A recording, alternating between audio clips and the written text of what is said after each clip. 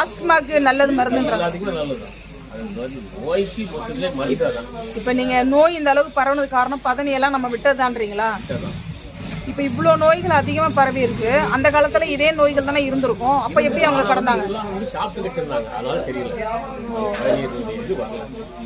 பதனி குடிச்ச வரைக்கும் ஆஸ்துமா அந்த இதெல்லாம் எந்த கண்ட்ரோல் எதுவுமே வரல, எந்த நோயுமே வரல கிடையாது. அப்போ கண்டிப்பாக எல்லாரும் குடிச்சிருவாங்க பதனி.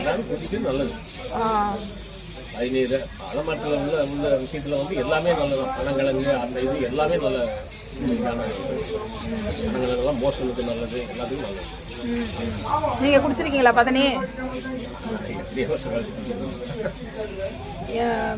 கல்லு பற்றி என்ன சொல்கிறீங்க? பனங்கல் கல் வந்து உடம்புக்கு நல்லது, ஆனால் போதைகள்லாம் கிடையாது.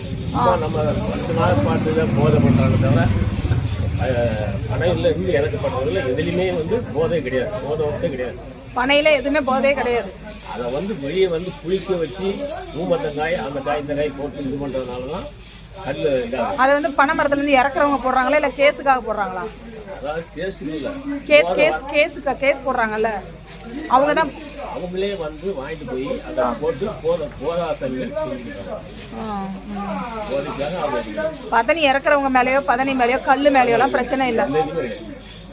அதை வந்து தடை பண்ணணுன்றதுக்காக இந்த மாதிரி சொல்லி அதை கெடுத்து வச்சுருக்காங்க, பேரை கெடுத்து வச்சுருக்காங்க.